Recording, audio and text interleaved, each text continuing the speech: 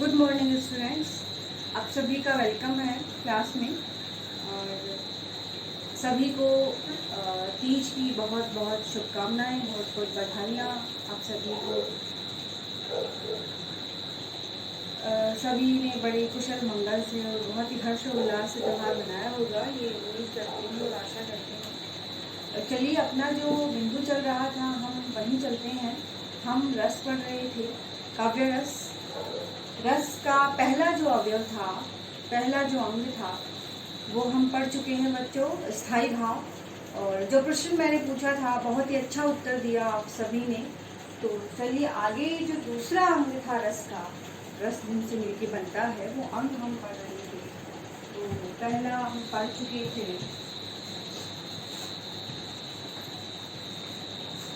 काव्य रस, हम पढ़ रहे थे। पहला स्थायी भाव हम पढ़ चुके हैं।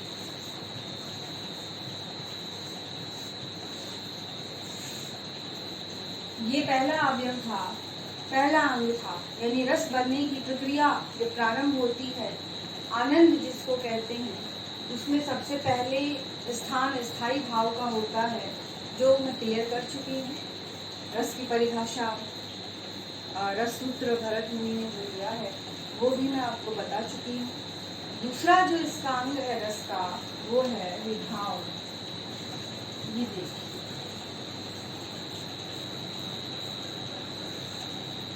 विभाव नोट करना है बच्चों, रस का दूसरा अंग जिनसे मिलके रस बनता है।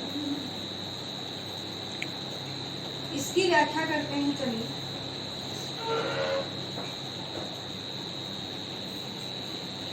विभाव का अर्थ है, ऐसे विभाव हेडिंग डालकर आपको लिखना है बच्चों। मैं मात्र संकेत यहाँ दूंगी, साथ साथ में जो बोल रही हूँ वो आपको लिखते जाना है, आपको लिखना है। विभाव हेडिंग डालकर विभाव होता क्या है ये आपको बच्चों लिखना है। तो देखिए, विभाव का अर्थ है, ये आपको लिखना है, विभाव का अर्थ है कारण। ऐसे विभाव का अर्थ है कारण, ऐसे डैश करके है कि आगे भी आपको डैश करना है कि विभाव का अर्थ है कारण, अर्थात वो कारण, वो वजह जिसकी वजह से हमारे मन में जो भाव विद्यमान हैं उनमें से कोई एक भाव निकलकर बाहर आता है या सामने आता है। तो जो भी भाव है वो तो आप लोग सब समझ ही चुके हैं। तो उनमें से कोई एक भाव बाहर निकल कर आता है तो कोई तो कारण होगा ना, किसी न किसी वजह से तो निकल के आता है, क्योंकि वजह ही नहीं होगी तो कोई भाव निकलेगा ही नहीं ऑटोमेटिकली। भाई क्रोध आया है तो क्रोध का कोई न कोई कारण जरूर रहा है, प्रसन्नता हुई है तो उसका कारण भी जरूर कुछ न कुछ रहा है, अगर उत्साह का भाव मन में जागा है तो उसका भी तो कोई न कोई कारण या वजह जरूर रही है। उसी को क्या कहते हैं? विभाव कहते हैं। पहला मन में स्थायी था, दूसरा अंग जो है वो है विभाव, जिसका अर्थ है कारण, यानी कोई तो वजह है जिसकी वजह से आपको खुशी हुई, दुख हुआ, या क्रोध आया, या घृणा हुई, ईर्ष्या हुई, जो भी भावनाएं हैं, शोक या दया आई, आपको कोई न कोई तो कारण जरूर है जिसकी वजह से जो भी भाव बाहर निकला है। वो कारण क्या है? विभाव कहलाता है। तो आपको क्या लिखना है? विभाव का अर्थ है कारण। आगे लिखना है, आगे इसी में लिखना है, जो कारण, जो कारण हृदय में स्थित, बोलती जा रही हूँ बच्चों साथ साथ, जो कारण हृदय में स्थित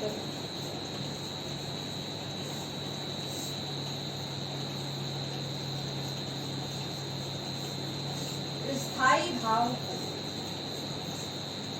हृदय में स्थित स्थायी भाव को जागृत तथा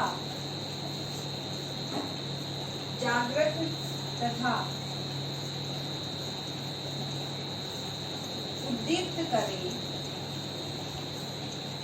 जागृत तथा उद्दीप्त करे, विभाव कहलाता है। विभाव कहलाता है। ये क्या क्या लिखना है? जो कारण हृदय में स्थित स्थायी भाव को जागृत तथा उद्दीप्त करता है, विभाव कहलाता है। यानी कारण हो गया क्लियर। विभाव किसे कहते हैं? जो कारण है जो हमारे मन में स्थित स्थायी भाव को तेज करते हैं, जिसका कारण हो जागृत करते हैं, वो क्या है? विभाव है। ये आपको नोट करना है। जल्दी से एक बार फिर से देख लीजिए। जो कारण हृदय में स्थित स्थायी भाव को जागृत तथा उद्दीप्त करता है, करते हैं या करता है, विभाव कहलाता है। आगे चलते हैं।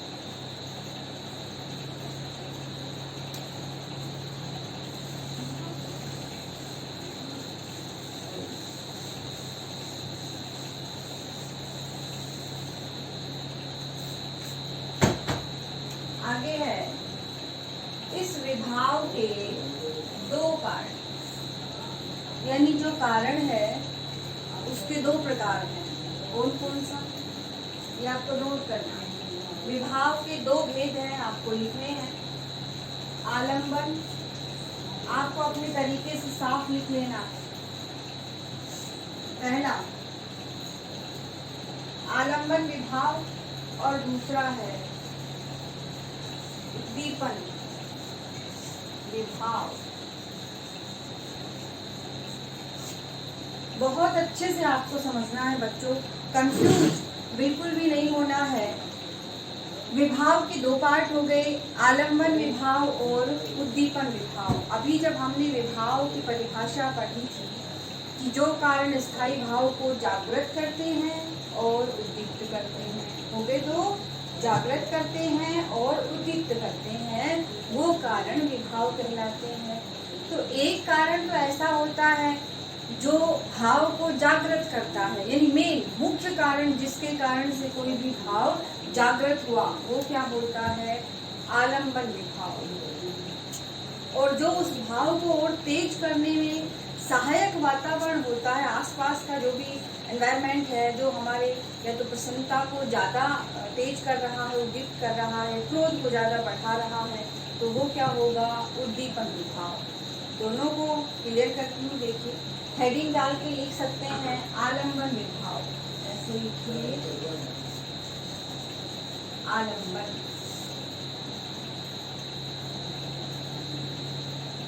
आलंबन विभाव पूरा लिख लेना है बच्चों।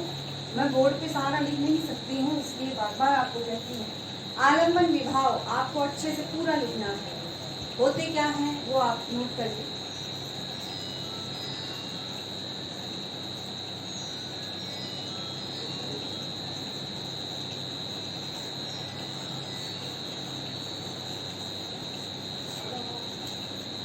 जिस व्यक्ति या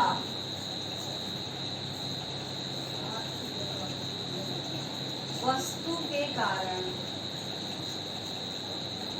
जिस व्यक्ति या वस्तु के कारण स्थायी भाव, आगे मैं बोल देती हूँ, जिस व्यक्ति या वस्तु के कारण स्थायी भाव जागृत होता है, वो क्या कहलाता है? आलंबन विभाव कहलाता है।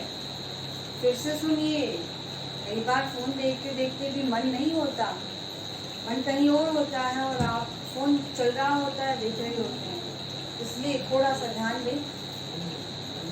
जिस व्यक्ति या वस्तु के कारण स्थायी भाव जागृत होता है, वो आलंबन विभाव कहलाता है। ठीक, जो भी मुख्य कारण है जिस कारण से कोई विभाव उत्पन्न हुआ, आलंबन विभाव होगा तो विभाव ही, लेकिन विभाव का पार्ट हो गया आलंबन। ये नोट कर लेना है आपको। दूसरा पार्ट देखते हैं।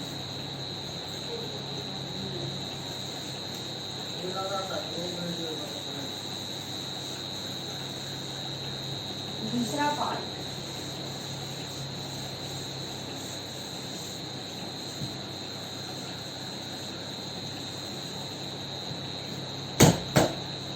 दूसरा है उद्दीपन विभाव।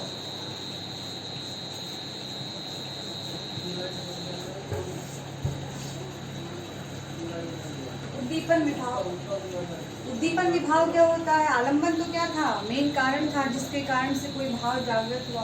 उद्दीपन जो उस भाव को ज्यादा तेज करने में सहायक एनवायरमेंट है, उसे उद्दीपन कहते हैं। स्थायी भाव को, स्थायी भाव को तीव्र, स्थायी भाव को तीव्र या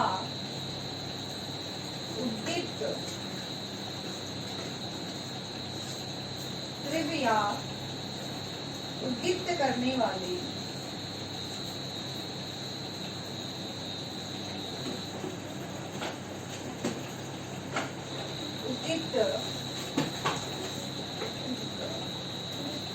करने वाले कारण क्या कहलाते हैं? उद्दीपन विभाव होते हैं। स्थायी भाव को तीव्र यानी तेज या उद्दीप्त करने वाले कारण उद्दीपन विभाव होते हैं।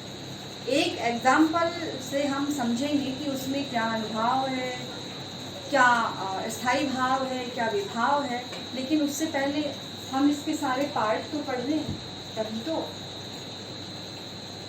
आलंबन उद्दीपन दोनों हो गए। चलिए आगे मैं आपको एक सिचुएशन देती हूँ, एक कंडीशन है, उसमें हमें पता लगाना है कि क्या तो आलंबन है और क्या उद्दीपन है, क्या उसका स्थायी भाव है। अब तक हमने केवल 2 अंग पढ़े हैं रस के, उन दोनों अंगों को ही हमें उनमें ढूंढना है। बाकी जो 2 बच गए हैं वो मैं 2 पढ़ाने के बाद कोई नई सिचुएशन में उनको ऐड करके देख लेंगे। चलिए, बहुत पुराना उदाहरण है, हर बार यही देती हूँ मैं, हर साल कहिए हर क्लास में, तो कोई भी सिचुएशन बदल सकते हैं, लेकिन एक बार तो ये बहुत इजी पड़ता है, इसलिए चलिए यही देखते हैं। देखिए, दुष्यंत, राजा दुष्यंत, शकुंतला,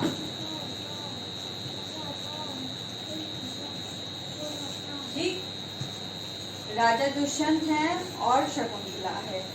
कहानी तो आपने सुनी होगी कभी, कालिदास ने नाटक लिखा है अभिज्ञान शाकुंतलम, उसमें कहानी है राजा भरत जो थे उसके पिता दुष्यंत। राजा दुष्यंत थे, कौन क्या थे छोड़ो, आप तो कंडीशन देखो कि क्या बनती है। राजा दुष्यंत क्या करते हैं? शिकार खेलने के लिए जाते हैं अपने सिपाहियों के साथ और जंगल में ज़्यादा अंदर तक चले जाते हैं, घने जंगल में, और फिर क्या होता है, रास्ता भटक जाते हैं, भूल जाते हैं, प्यास के मारे बुरा हाल है, थकान है, रात हो गई है, मतलब रात्रि होने वाली है, कुछ समय बाकी है, यही समझो हो ही गई है, कुछ भी लगा सकते हो आप। जंगल में पहुंच गए हैं और पहुंचते पहुंचते कहाँ पहुंच गए? कण्व ऋषि के आश्रम में पहुंच गए हैं। कण्व ऋषि के आश्रम में कौन है? उनकी पालित पुत्री शकुंतला है, यानी शकुंतला को उन्होंने पाला है। किसकी थी पुत्री? विश्वामित्र और मेनका की, अप्सरा मेनका। उन्होंने विश्वामित्र ऋषि, नाम बहुत सुना होगा, ऋषि विश्वामित्र की तपस्या भंग की थी और उनसे पुत्री उत्पन्न हुई थी शकुंतला, जिसका पालन कण्व ऋषि ने किया था। तो उनके आश्रम में शकुंतला अपने जो पशु थे, पालित पशु हिरण थे, वो उसके आसपास थे और वो उनसे खेल रही थी या कुछ भी कर रही थी, वो कोई कार्य वहाँ अपने आश्रम में कर रही थी। राजा दुष्यंत पहुंच जाते हैं आश्रम में। उस समय आश्रम में कोई नहीं था, शकुंतला ही थी। दुष्यंत ने जैसे ही शकुंतला को देखा तो वो शकुंतला के प्रति मोहित हो गए, आकर्षित हो गए, उनको शकुंतला बहुत सुंदर लगी, मन में प्रेम भाव उत्पन्न हो गया। अब चलिए देखते हैं, तो यहाँ कौन सा रस होगा? श्रृंगार रस होगा, यहाँ श्रृंगार रस होगा सबसे पहला। ये तो पता लग गया, क्योंकि दुष्यंत का आकर्षण है, शकुंतला के प्रति प्रेम है, तो श्रृंगार रस, इसका स्थायी भाव क्या होगा? रति होगा। पहला अंग हो गया क्लियर, स्थायी भाव तो हो गया। अभी जस्ट हमने क्या पढ़ा है? तो विभाव पढ़ा है। तो उसमें देखिए विभाव में यहाँ विभाव में आलंबन, यही तो पढ़ा है हमने, आलंबन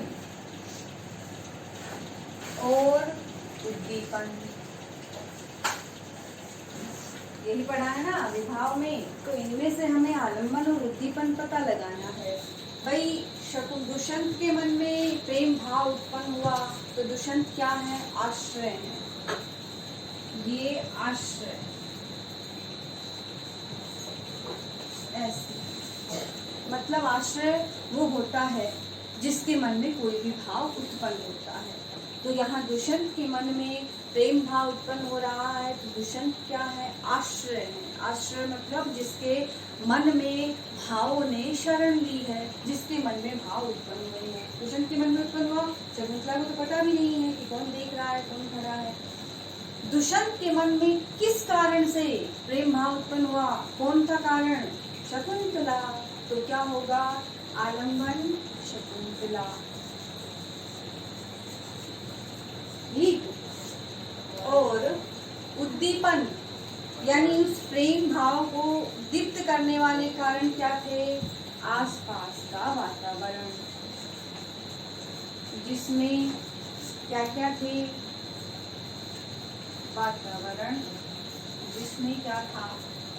जगह नहीं बोल के बता देती हूँ। चांदनी रात थी, नदी का किनारा, एकांत, कोई भी नहीं था, नदी पास में बह रही थी, चांदनी रात थी जिसमें शकुंतला का सौंदर्य और अधिक सुंदर दिखाई दे रहा था। और वहाँ जो एक अनोखी शांति थी वो भी मन में प्रेम भाव को ज़्यादा उद्दीप्त कर रही थी। और इस तरह से शकुंतला की जो क्रियाएं थी, शकुंतला का जो रूप सौंदर्य था, वो प्रेम भाव को उद्दीप्त कर रहा था। ठीक। तो ये आसपास का वातावरण, चांदनी रात, नदी का किनारा, एकांत स्थान, वनस्पति, हरी भरी वनस्पति से युक्त जो प्रदेश था, ये सब वातावरण क्या कर रहे थे? प्रेम भाव को उद्दीप्त कर रहे, तेज कर रहे। तो समझिए बच्चों, विभाव के दो पार्ट हो गए, आलंबन, उद्दीपन। आलंबन वो कारण होता है जिस कारण तो दोनों ही होते हैं, विभाव का अर्थ ही कारण है, लेकिन आलंबन में वो सजीव वस्तु, जिस वस्तु के कारण मन में कोई भी भाव उत्पन्न हुआ। उद्दीपन उस भाव को तेज करने में जो सहायक वातावरण होता है, वो क्या है? उद्दीपन विभाव के अंतर्गत आता है। ठीक। जैसे एक और कंडीशन मैं आपको बताती हूँ।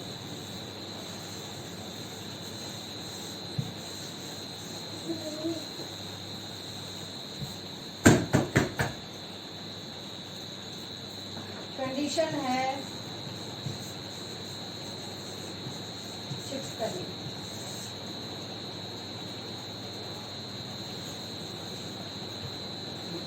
ठीक। और कोई भी लगा सकते हैं, छिपकली और पूजा।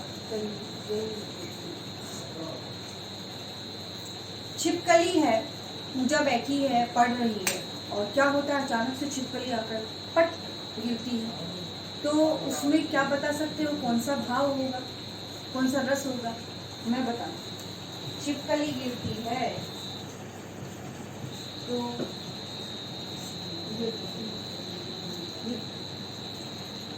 छिपकली गिरती है तो भयानक रस, स्थायी भाव हो गया पहला अंक क्लियर। दूसरा आलंबन क्या होगा? छिपकली, छिपकली के कारण ही तो भय उत्पन्न हुआ, छिपकली के कारण ही तो भय उत्पन्न हुआ। तो छिपकली क्या हो गई? आलंबन। और उद्दीपन क्या होगा?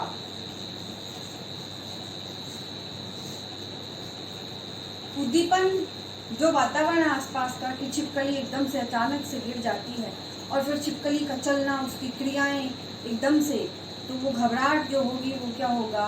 उद्दीपन होगा। कि छिपकली का एकदम से गिरना और छिपकली का चलना ससराहट करके, और एकदम से पूजा का सचेत न होना कि उसे ये नहीं पता था कि छिपकली गिरेगी। तो अचानक से क्या क्या बोलते हैं उसको, कि अनजाने में उसे वो जानकारी नहीं थी कि छिपकली गिरने वाली है। तो सचेत अवस्था में न होना, ये क्या है, उद्दीपन है, भय को और बढ़ा देना। ये जो वातावरण आप लगा सकते हैं बच्चों, की कंडीशन अपने ऊपर भी लागू करके देख सकते हैं कि आप सभी लोग क्या है, कक्षा में पढ़ रहे हैं और क्या होता है, पढ़ते पढ़ते छिपकली अचानक से गिरती है पढ़। तो छिपकली जहाँ गिरी है वो बच्ची क्या करेगी, एकदम से चिल्लाएगी या भाग दौड़ करेगी। तो वो भागी दौड़ेगी, साथ में क्या होगा, साथ में क्लास भी भाग लेगी। उन्हें पता ही नहीं है कि क्या हुआ, लेकिन चीख चिल्लाहट सुन के पीछे पीछे पीछे पीछे हो लेंगे। तो वो जो पीछे पीछे होने वाली जो बातें हैं, चीखना चिल्लाना है, वो क्या है, भय को और अधिक बढ़ा रहा है। तो क्या है, उद्दीपन। ठीक, ये विभाव के दोनों पार्ट, आलम्बन और उद्दीपन। कोई भी कंडीशन आप अप्लाई करके देख सकते हैं, किसी भी रस में आप देख सकते हैं, यही अंग होंगे, हर रस का अंग यही है। तो वो हर रस में ये चारों अंग आपको मिलेंगे, जिसमें से 2 हम पढ़ चुके हैं। और अगला जो हमारा है वो है अनुभाव। अगर ये समझ ना आए तो ग्रुप में जरूर डालना। ये विभाव अगर समझ नहीं आया हो तो ग्रुप में जरूर डालना।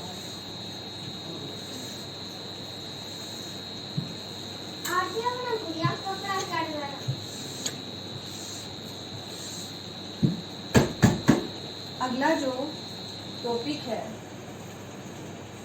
वो है, अगला जो अंग है तीसरा, अनुभाव। ये तीसरा रस का अवयव या रस का अंग, अनुभाव। जैसे विभाव था उसमें क्या था, जो मेन कारण है उसके बारे में बताया है।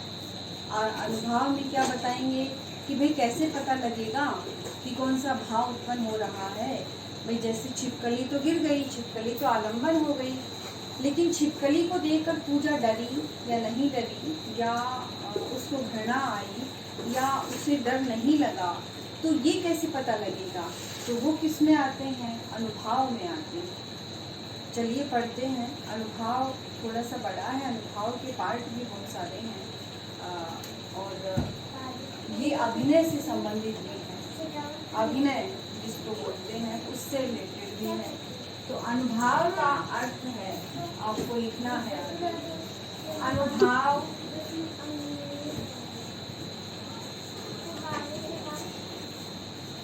अनुभाव लिखना है आपको बच्चों, भाव बोध है। अनुभाव भाव बोध है।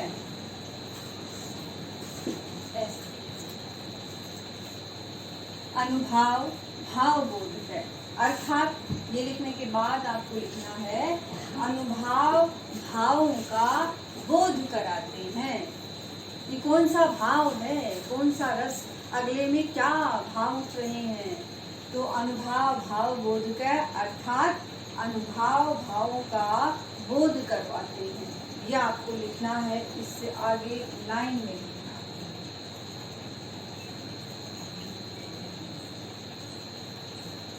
कि अनुभाव भावों का बोध कराते हैं। और आगे लाइन लिखना है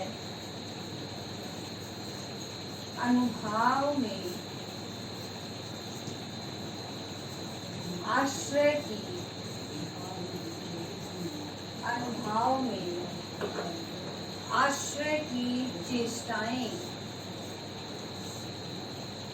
अनुभाव में आश्रय की चेष्टाएं सम्मिलित होती हैं।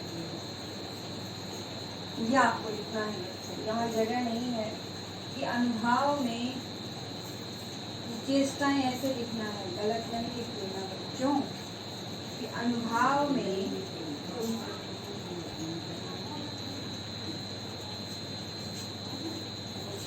आश्रय की चेष्टाएं, ऐसे लिखना है।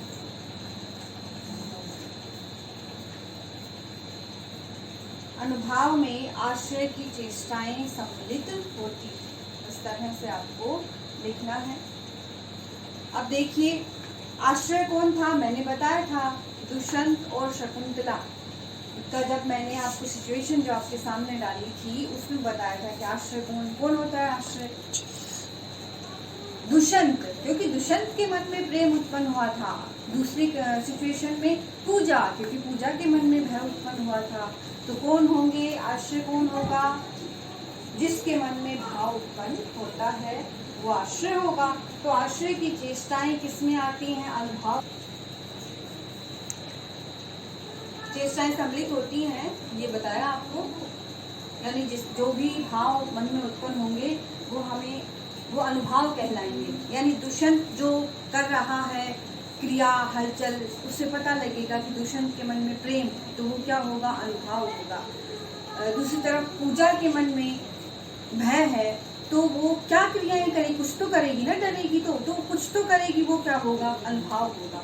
तो पूजा कैसे बताएगी कि उसे डर लग रहा है, या तो बोल के बताएगी यानी वाणी से, या शरीर के द्वारा कुछ क्रियाएं करेगी यानी कायिक, या फिर आहार्य यानी उसमें वेशभूषा आती है, कपड़े आते हैं। तो वो जरूरी नहीं है सारे हाव भाव एक साथ आए। अंगों के द्वारा, वाणी के द्वारा, वेशभूषा के द्वारा या कुछ क्रियाएं ऐसी होती हैं जो अपने आप ही बच्चों हो जाती है, उनको सात्विक अनुभाव कहते हैं। तो अनुभाव के प्रकार हैं 4, जो मैं आपको अगली कक्षा में बताऊंगी। आज के लिए यही समझना काफी है। अनुभाव क्या है, अनुभाव भाव बोधकर, अर्थात अनुभाव भावों का बोध कराते हैं, और अनुभाव में आश्रय की चेष्टाओं को सम्मिलित किया जाता है। आश्रय कौन, जिसके मन में कोई भी भाव उत्पन्न होता है। ठीक, धन्यवाद। आज के लिए इतना ही काफी। अगली कक्षा में फिर मिलते हैं। अनुभाव के जो पार्ट हैं, अनुभाव के जो अंग हैं, कि सामने वाला आदमी कैसे कैसे बताएगा कि मुझे डर लग रहा है, या मेरे मन में प्रेम कैसे बताएगा, कुछ तो करेगा, वो अनुभाव के अंग है जो हम अगली कक्षा में पढ़ेंगे। आज के लिए इतना ही काफी। आज का जो मेरा प्रश्न है वो ये है बच्चों कि आश्रय कौन होता है, ये आपको बताना है। धन्यवाद।